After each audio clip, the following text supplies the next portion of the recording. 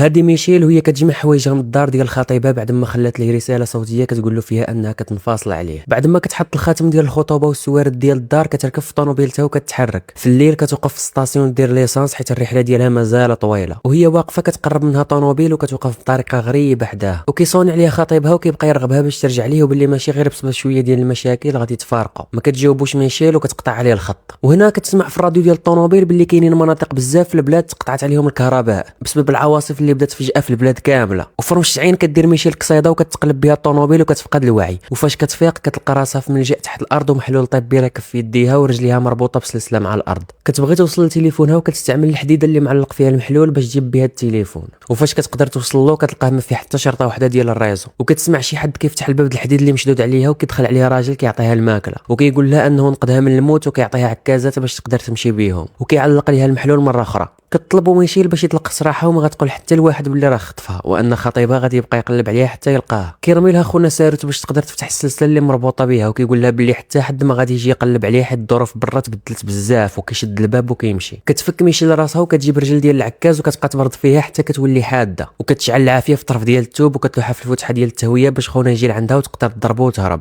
وفعلا كيفتح خونا الباب ولكن كيقدر يتفادى الضربه بسهوله وكيضرب الميشيل شوكه ديال البنج. فاش كتفيق كيقول لها ما تعاوديش تحاولي ديري فيها بطاله وباللي سميتو هاورد، وراه نقدها جوج مرات، مره فاش لقاها دايره قصيده ومره فاش جابها لهذا الملجا باش ما تموتش بالغازات اللي كاينين برا. طبعا ميشيل ما كتيقوش ولكن ما كتبينش ليه. كيكمل هاورد وكيقول باللي هجوم كيميائي ولا نووي وقع وكيشك في ان روسيا هي السبب، وكيقول لها باللي كملوها حتى الفضائيين اللي بانوا فجاه في الارض وبداو كيطلقوا غازات سامه، وحاليا الجو ملوث في الخارج وان اغلبيه الناس ماتوا، ولحسن الحظ هو كان عنده هذا الملجا تحت الارض. كيعرفها انه ممكن يبقاو هنا العام ولا عامين على ما الجو يتحسن، وفي خلال هذه المده الطويله غادي يحاولوا يتعايشوا مع بعضياتهم.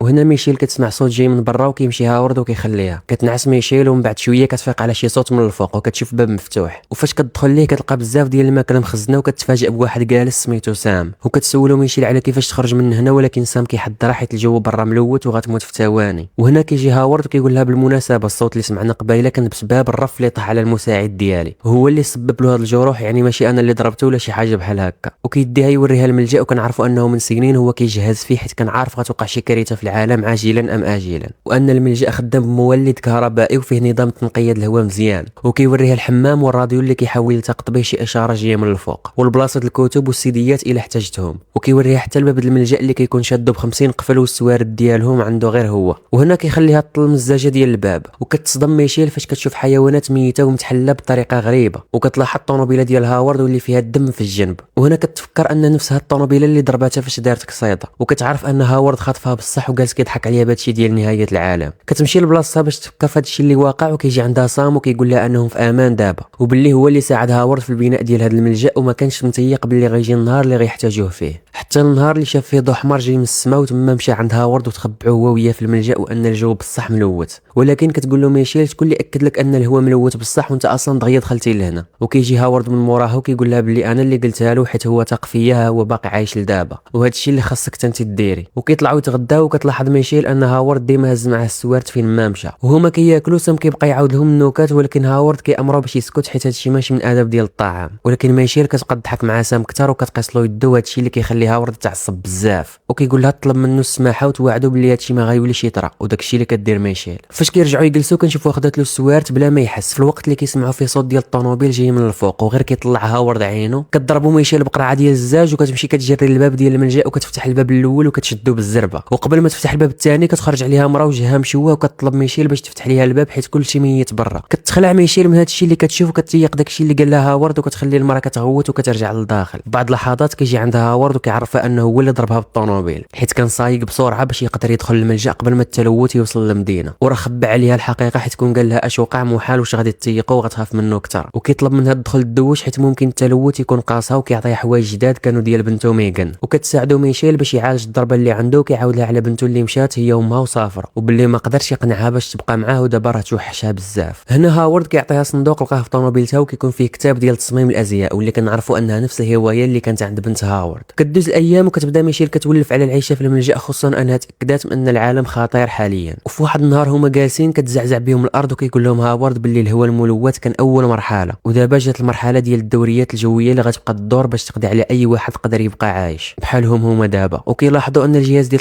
برقيه الهواء ما بقاش خدام وخاصهم يوصلوا ضروري للمولد ديال الجهاز باش يطفيوه ويوليو يشعلوه، وكتكون غير ميشيل اللي غتقد تدخل في هذا الممر الضيق. وفاش كتشعلو كتلاحظ سرجم في السقف وكتخلع فاش كتشوف ان شي واحد كتب من الداخل كلمه النجده وهي هابطه بالزربه كتصدم على حلقه وكيكون فيها الدم، وكتشك في ان هاورد ممكن يكون قتل بنته ميغان. وفاش كتعاود هذا الشيء لسام وكتوريه التصويره ديال ميغان وهي لابسه نفس الحلقه كيصدمها سام فاش كيقول لها هذه اصلا ماشي الصوره ديال بنته، وهذه بنت اختفت من المدينه قبل عامين وما لقاوهاش. وهنا بجوج بيهم كيشكوا في هاورد وكيفكروا في شي طريقه باش يقدروا يهربوا من الملجا. ميشيل كتجيها الفكره باش تصوب لبسه من الريدو ديال الحمام باش يحميو راسهم من التلوث فاش يخرجوا من الملجا. وهنا كيمشي سام وكيقول لهاورد انهم خاصهم ينظفوا الحمام ضروري حيت شاك في ميشيل تكون جابت معاه التلوث فاش مشات تشعل الجهاز. وفعلا كينوض هاورد وكينظف الحمام مزيان وكيلوح الريدو ديال البلاستيك، وموراها كيجيو وكياخذوه باش يفصلوا به اللبسه، وكيقدروا يسرقوا قناع من المكتب ديال هاورد باش يديروه في اللبسه. هاورد هنا كيلاحظ انهم رجعوا كيتصرفوا بطريقه غريبه وكيدوزوا الوقت مع بعضياتهم بزاف، وكيقرر يجمعهم وكيديهم لحدا واحد البرميل وكيقول لهم بلي هذا البرميل فيه لاسيد واللي كيكون قادر يذوب العظام في دقائق قليله، وكيوريهم مقص ولصاق لقاهم مخبعين، والا ما قالوش ليه اشنو كانوا كيديروا بهم غادي يديرهم بجوج في هذا البرميل. هنا سام كيضطر يهضر وكيقول بلي راهم ديالو كان باغي يصنع بهم سلاح باش يهدد به هاورد وياخذ منه السلاح ديالو الحقيقي، وكان كيحسب له الا دار هذا الشيء غادي تولي ميشيل تبغيه وتحترمه حيت هو كان معجب بها من شحال هادي. وغير كيسالي سام هضرته هاورد كيجبد الفرده وكيقتل به سام قدام ميشيل. كتصدم ميشيل في هذه اللحظه وما كتقدرش تيق اللي شافت، وكيطلب منها هاورد باش تمشي لبيتها حيت ما غاديش تقدر تشوف اللي غيوقع. بعد ما كيدير هاورد الجثه ديال سام في لاسيد وكيسالي كيمشي عند ميشيل هو محسن لحيته وكيقول لها باللي بقينا غير بوحدنا في الملجا ودابا غادي نمشي نوجد لك العشاء. هنا ميشيل كتقرر انها ما تستسلمش وتكمل الخدمه في اللبسه، ولكن هاورد كيدخل عليها فجاه وبالزربه كتخبع اللبسه، ولكن كيكون هاورد شافها. وفاش هاورد كيلوح ميشيل على الارض باش يشوف شنو مخبعه كتنوض ميشيل وكتشد عليه الباب، وكتشوف قدامها سام هو كيدف في الصندوق وكيكون هاورد قدر يفتح الباب. وفاش كتشوفوا ميشيل كطيح البرميل ديال لاسيد في الارض وهاورد كيطيح فيه وكتخرج من البيت، وبسبب لاسيد اللي في الارض كتشعل العافيه وكتمشي ميشيل لبيتها باش تاخذ اللبسه وتهرب. في الوقت اللي هاورد مازال كيجري عليها كطيح عليه ميشيل رف ديال الماكله وكتطلع للممر ديال التهويه باش توصل للباب الثاني ديال الملجا، وكتلبس اللبسه ديالها وكتبقى كتضرب في القفل ديال الباب حتى كتقدر تخرج. واخيرا كتخرج وكتقصد الطوموبيل ديال هاورد، ولكن كتوقف حيت كتشوف الطيور عايشين عادي وكتعرف ان الهواء ما ملوثش كما قال لها هاورد. وفاش كتزول القناع ديالها كتقدر تنفس عادي وكتبقى تشوف بعينيها ممكن تلقى شي واحد يعاونها، ولكن كتشوف مركبه فضائيه طايره وجايه لجهتها بسبب الملجا اللي انفجر ودار صوت مجهد. وكتخلي ميشيل الطوموبيله د هاورد وكتمشي للطوموبيله ديال المراه اللي جات تطلب المساعده، ولكن جهاز الانذار ديال الطوموبيل كيشعل وكتمشي تخبع في المخزن. هنا كتشوف ميشيل كائن فضائي كيدور على الطوموبيل بسبب الصوت ديالها، وكتلقى الجثه ديال المراه وكتقلب على السوارد ديال الطوموبيل باش تطفي صوت الانذار. ومن بعد كيمشي الكائن الفضائي هو والمركبه وكتخرج ميشيل باش تمشي للدار، ولكن كتلقى المركبه جات مره اخرى وهي كتطلق غاز في الهواء. وهنا كتمشي للقناع باش تلبسو قبل ما تدخل الطوموبيل كيجي كائن فضائي وكيحيدوا ليها، وكتجي المركبه الفضائيه وكتهز الطوموبيله كامله وميشيل في الداخل ديالها. هنا ميشيل كتشوف قرعه ديال الويسكي حداها وكتشعل فيه العافيه وكتلوح على المركبه الفضائيه وكتنفجر. الطوموبيل كطيح في الارض وكتخرج ميشيل كتجري للطوموبيله ديال المراه وكتقدر تهرب، وكتسمع في الراديو ديال الطوموبيل ان الجيش داير ملجأ كبير وكيطلب كاع اللي باقيين عايشين من الهجوم ديال الفضائيين باش يتوجهوا ليه، وداكشي اللي كتقرر ميشيل دير. وهنا كيكون تسالي الفيلم ديالنا واللي كيكون عنده جزء ثاني وواحد اخر. الا بغيتو نديروا له ملخص قولوها لي في التعاليق.